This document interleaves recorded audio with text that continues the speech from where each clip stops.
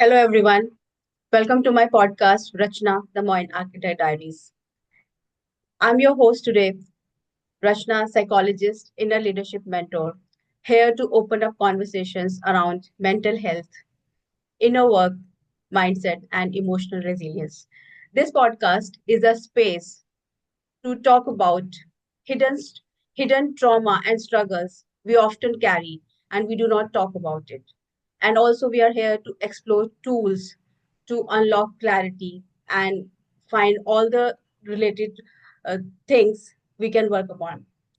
To taking the things forward, today we have a renowned guest with us, Mr. Ranjeet Singh, who is a renowned seasonal retail and e-commerce leader who has scaled brands like OnePlus and Samsung and now coaches professionals to unlock clarity, purpose, and high performance living.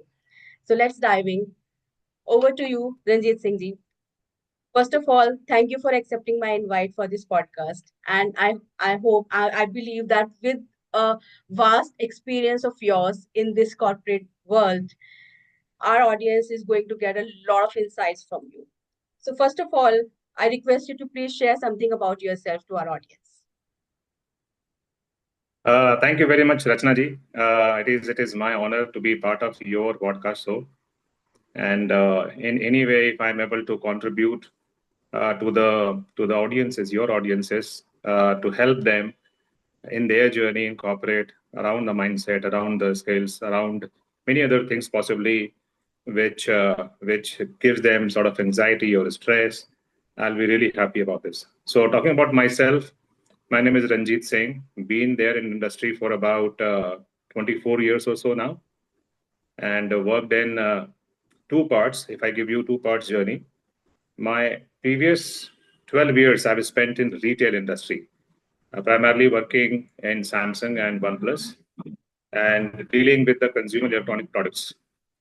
If I take go back 12 years, I primarily worked on the enterprise IT hardware and software sales, where I spent my time with IBM, Oracle, Novell, some of the US MNCs of that time, uh, and interacting with the enterprise clients to offer them the solutions they needed in the IT sector.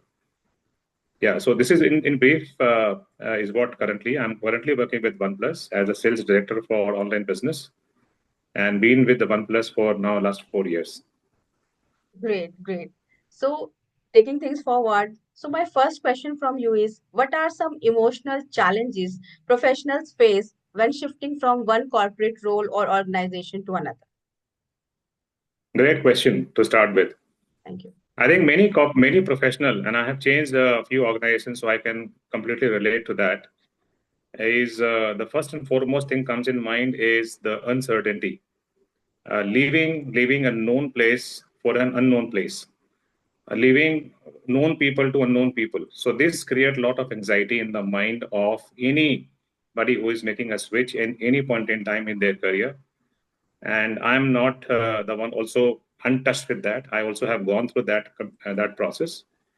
Along with it, I think there are cultural shocks. People, as say, they get cultural shock because if you have spent good amount of time in one particular organization, if you go with that anticipation that the same culture is going to be there, a new organization, that creates lot of dissonance in the mind of anybody who makes the switches.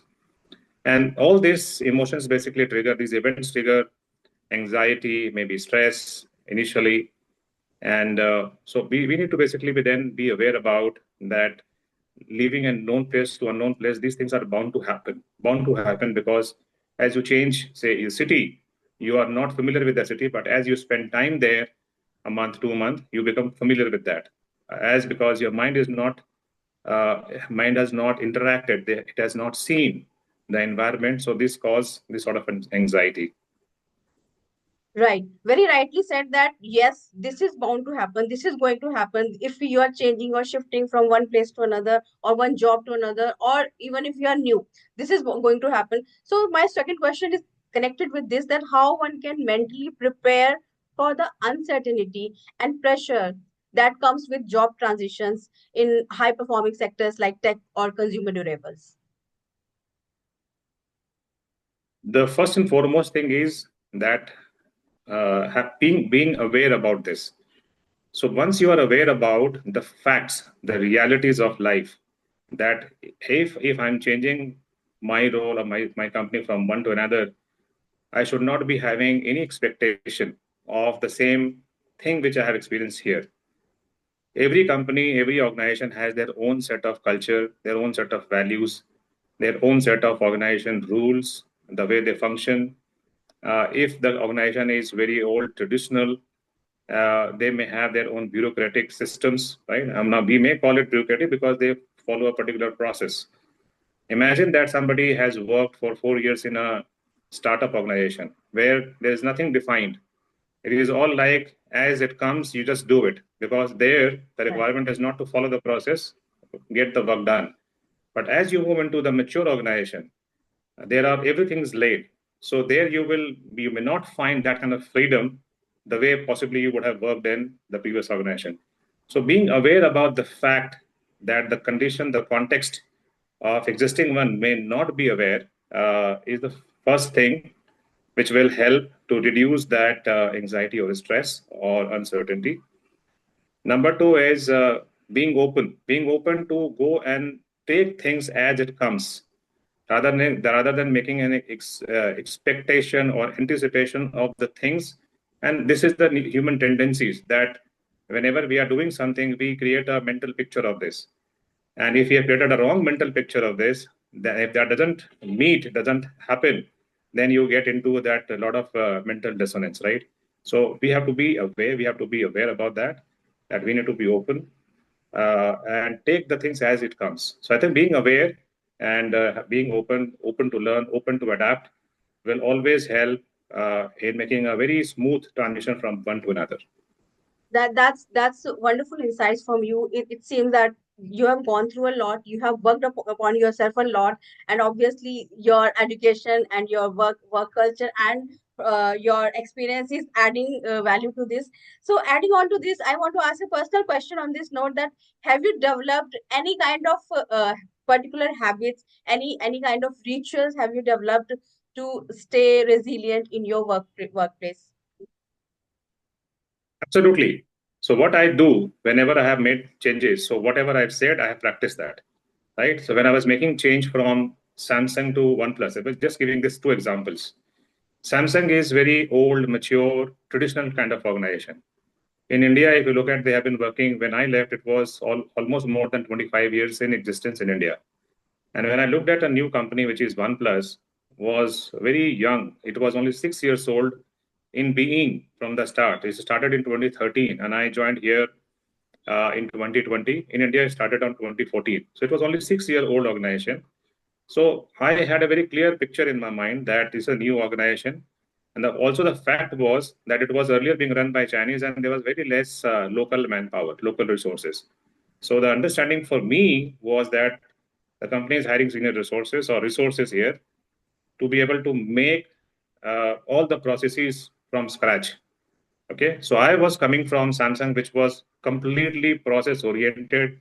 I mean, they had a rule book of doing things, and this rule book was 700 pages, Great. right? And from 700 pages to nothing available on the ground.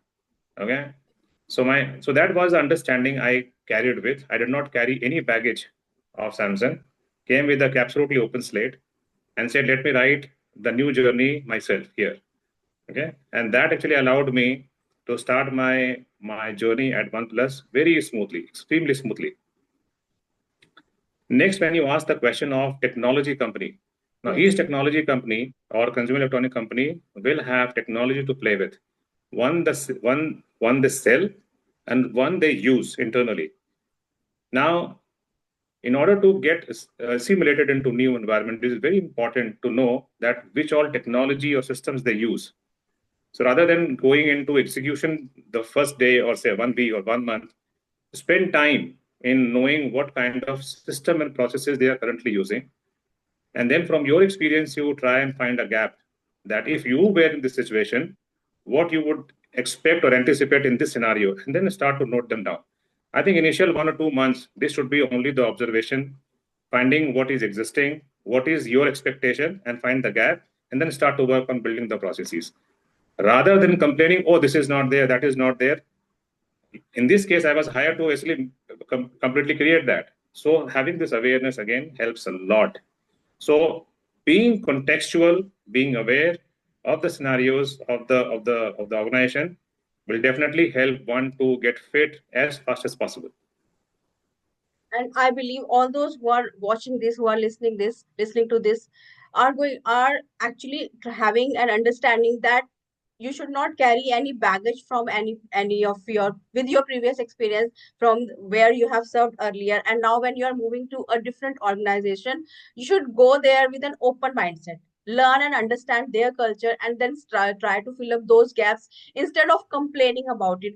And this actually needs a lot of things to be done on the mindset part. If we are not following True. some if we are not following some rituals, some grounded rituals, it can be getting up early in the morning, spending 5 minutes on meditation, or doing any kind of mindfulness activity, or following any routine which helps you keeping grounded, is actually going to help you at personal is helping you will help you at personal level as well as professional level as well, right? So moving on to the next question, Ranjit ji, what should fresh graduates what should fresh graduates understand about the mindset shift needed when entering a structured corporate environment like Samsung or Oracle or OnePlus? That's a great question. It's a great question. And I think in my setup, I interview many fresh graduates. And I basically, and we as a company, we have this culture of inviting new fresh talent, fresh ideas or fresh blood pumped in into the system. Okay. And because they come with a lot of energy. So youngsters have a lot of energies, right? And they will have fresh perspective. Also, being in the technology company, uh, the new kids are way advanced. So the way they think, they perceive, use technology is way different than what existing people or people at my age would be doing. Now, from fresher point of view, now this is an irony, by the way, also from an academic point of view, that the real life scenarios are not taught in institutions, in the academic institutions. Okay, they are focused mainly on academics. They are looking at only the passing the examinations, scoring high, doing this, that. But the real life scenarios are totally missing in this context. So when you take one person from a very safe, very known environment and you put them into a very high stress environment, obviously the fresher feel or they grapple with accepting the new realities, right? My so this is one suggestion to the institution, those who are basically producing the fresh graduates, that at least they should spend time of 6 to 12 months in by as part of their academics to give them a real life scenarios. And I think the change is coming also on that particular front. Uh, there are some skills which definitely require what you call the real corporate experience before they actually enter into. Okay, and internships are now on the rise. That gives that gives a very good opportunity for any fresher graduates to understand the corporate nuances. Unfortunately, many freshers they take is as a tick mark activity. They would get enrolled themselves as an internship, and they will not even complete the entire tenure, or maybe just may not be going to office. They may not be serious. They may not be regular. Discipline would not be there, seen around. That actually doesn't serve the purpose.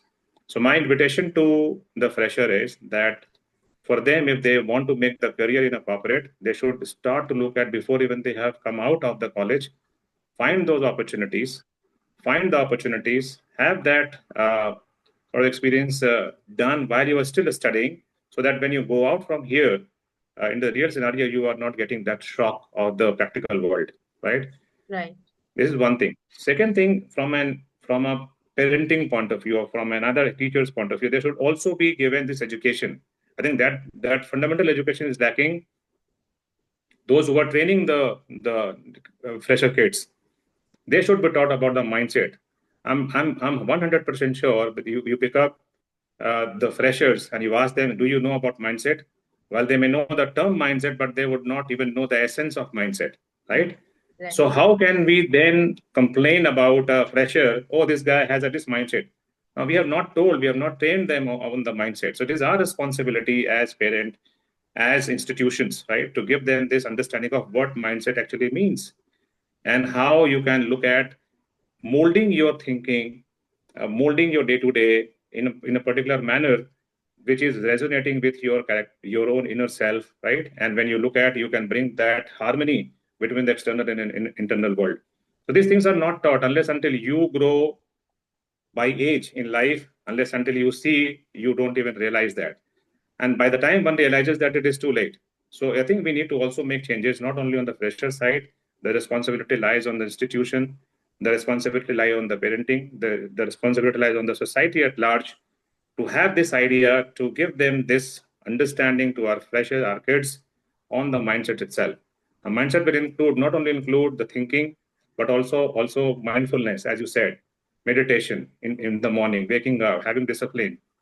I mean, I today feel so I don't know how to express, but it is actually sad situation where uh, the new kids, they believe that waking up in the night, late night, and sleeping early in the morning is the cool thing. But actually, it's not a cool thing, right? No, it's It not. doesn't serve the purpose. It doesn't serve the purpose because we are working away from what nature tells us to do. And that also, I imagine there's a kid who has been having this practice for say 6, 7, 8 years of waking up in the night, sleeping in the daytime.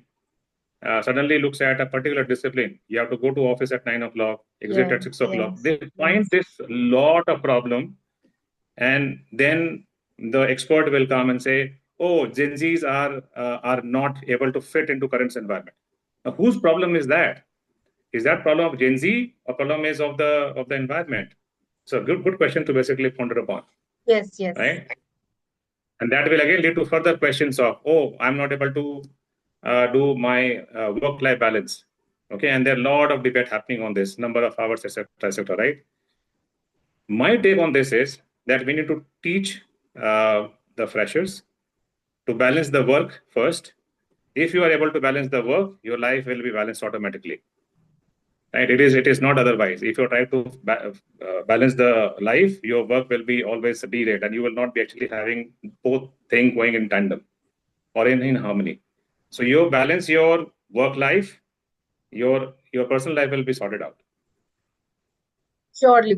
Because, yes, once you are able to sort out your personal life, your professional life is definitely going to sort out because things are not, yeah, two things are not separate.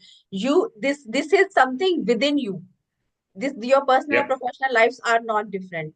Moving on to the next question, and I would like to have a short discussion on the Gen Z also because now it has coined in, and now I was actually thinking about it. So I'll take one question on that. So first, taking my next Sure. question is that from your experience, what soft skills are missing or are often overlooked and but are crucial for thriving in in the corporate job? What soft skills are Good missing? question. Absolutely good question. Now, here again, the environment has to be again blamed for certain essential skills which are required, and they are missing in the Gen Zs, if you call it, right. One small example: we have all learned the shortcut way of typing on mobile keyboard while chatting, Yes, yes, right? surely. I see that THAT is written as DAT. DAT. Now, what kind of language is this, right? Now, we all know that practice will get cemented in our subconscious mind, okay, knowing or unknowing. So, if we are practicing that on day and day out basis, right, you will carry the same thing into your professional life also. Why? Because the person is the same. The person in the personal life, person in the work life is the same person. The habits are the same. Same thing will start to reflect on the work. And when you try to compose an email, you will make that basic mistake. That professionalism or the email etiquette or the communication which we require, that is a basic, but the most crucial thing will have an impact on it. Your email will sound very unprofessional Okay, very rudimentary, not even rudimentary. This will be like, why are we doing social media talk on a professional email, right? So email etiquette to have an impactful communication is one of the missing skill I find. Number two, we do not teach our kids how to say more with less words. Okay, so if we have taught them to write essay, whenever they communicate, they will only write essay, right? They will not come to a point. Number three is the skills on working on certain tools which are used for say presentations, okay, or writing a document. Now, for me, the big challenge is when I ask somebody, the newers, to make a PowerPoint presentation, they will write in sentences. Okay. Okay. Well, my question comes in: if you have to write paragraphs, then why Microsoft has made Word as a tool? There are three different tools Microsoft has created: a Word tool, a PowerPoint tool, and an Excel tool. All have got defined purposes. Yes. We cannot Sure. transition or transport one to another, right? If you have to write long paragraphs, use Word. Yes. When the task is given to you to make a presentation, then make presentation like a presentation, which should be only aid while you are speaking. You should not be writing thesis over there and read from the slides. So these are basic skill set which is required to be impactful. Yes. Okay, and then when the performance evaluation comes, oh, have been hard work, and still my performance is not being evaluated. So people have to understand that this hard work should get replaced with smart work. Be smarter, Be smarter. do less, and you have more impact. Okay, you should not be doing more and having less impact. It works differently. I mean, you may be saying, "Oh, I have burned the midnight fuel, 7 hours to do this PPT, but this is of no use because it's not even conveying the message to the audiences, right?" So I think communication, using the tools of communication, and how do you make a point very straightforward to the point to make the others understand, uh, are the general are the general missing links. And one of the important link also is that if somebody is working in say MNC organization, which where the company is originating not in India but from outside. I'll take my example. I have worked in last 12 years in Korean and Chinese company. Okay. One has to be first again realizing the context. Koreans are poor in English, Oh, so the Chinese are. So when you have the speed of my communication, it will go above their head. They will not be oh, able to capture anything. okay. Okay. Now for them, we need to know. So when we do the communication, is not for us; it is for them to understand. Otherwise, there is no communication, right? Yes. Yes. How do we then modulate ourselves? Okay. Now what happens? Oh, I'm speaking, and this guy doesn't even understand. This is a typical complaint will you will see or remark you will see. These Chinese or these Korean, they don't even understand the English. That is not their problem. Their schooling system, the way they have been brought up in their society, they have encouraged to learn in their regional or local languages, right? That doesn't bar them not to come and speak with you or have a contraction with you, right? So we need to respect that if we are there in that profession, right? So understanding their requirement. So if they can't understand very smoothly or very fluently what you speak, then two things are required. One, you slow down. You slow down. Okay. So this speed has to be modulated so that each word, when spoken, is registered by them. And why it is required? Because they will understand English in their language by translating in the real time. Right? You speak one word, they will translate in Korean or Chinese, and they will understand. Yes. So slow down. It allows them to process that and make an understanding. Number one. Number two, you do not make long sentences. You make shorter Okay. sentences. Okay. Speak less, have more meaning on this. Number three, if this route doesn't work, then have everything written and open that on the screen and show them. So while you speak, they will also keep reading. Okay, so it will work on everything on their part. They will listen, they will read, and they will process. This will make communication more effective while you are working in this kind of context. Wonderful. And I hope with all these points Ranjit ji has shared, there are no doubts how much skills we need the communication and how to communicate it and with whom you are you are communicating with, whether you are connecting with your at in your age group, in a different age group, in your country, or with others. You have to take a note of this, that when you are communicating, you have to have the understanding what and how to do it, not just what but how to do it. So that's the deeper understanding one needs to understand when it comes to communication. One last question with you, Ranjit ji. Is Gen Z ready to work with corporates? Or in other words, I want to ask, is Gen X ready to work with Gen Zs? See, the question itself, what happens is, I will answer it very differently rather than giving a Yes, straight answer to this. yes, Okay. Uh, it is about something which is being spoken, which was not even in the thinking realm of that person. And we were putting that thought inside the mind. yes. Okay, Okay. So when we say Gen Z is not ready, or is ready, or is Gen X ready, we are only creating the doubt in their minds, okay. right? And these are like interrogative statements or negative statements, right? And that will always create that sort of a questioning in their mind. Oh, whether I am ready or not. Then they will go into that pondering upon this more in a very different manner, Okay. rather than rather than if we have positive affirmation to them. I think, or we believe, that Gen Zs are the most advanced, or Gen X are, or Gen Alpha are the most advanced as far as their knowledge is concerned. They are born in an era which is empowered by technology, and they are the best one to use it. And utilizing that, they can produce the great results, will automatically change their thought behavior, right? Also saying that these guys are extension to the existing older ones. Okay, so you get experience from the old, take the aggression or the knowledge of new technology guys. Once make this becomes a unbeatable power. So once we have this kind of connotation created, then I think those questions are not even required to be pondered upon.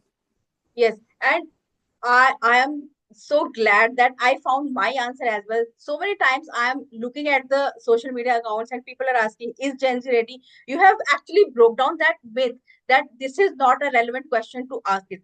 Gen Z is definitely ready for all kind of work, because they are born in the era of digital economy, where, and it's a blessing in itself, because they are aware of lot of many things which Gen X is still exploring and learning. So they have already born and brought up with those abilities and capacities, and they also know. And I personally believe that they are little more emotionally resilient as well, as compared to their previous generations, isn't it? Absolutely, Yeah. absolutely. Yeah. So closing on with this, I once again I thank you, Ranjit, for coming to this podcast and sharing his deep knowledge and insights and practical tools, how one can explore into it, how one can get into it, into the corporate, and what are the skills required, what are the things required, what he has personally shared, his own mindset tools and tips and trips of. So in this 30 minutes of podcast, you have got a 30 years of experience from this person, and I'll be sharing his links, all the links. You can connect with him. He's a professional. He's coaching professional to professionals, and so though whosoever wants, connect with him and connect with both of us. If you have any questions, please ask. We will be more happy to help you. And in this moment where we are observing and Indo-Pakistan war, holding on to this hope that this too shall pass. Stay united, stay strong in these situations. Thank you so much. Thank you very much, Rachna ji, for having me on this podcast. Thank you so very much. Thank you so much.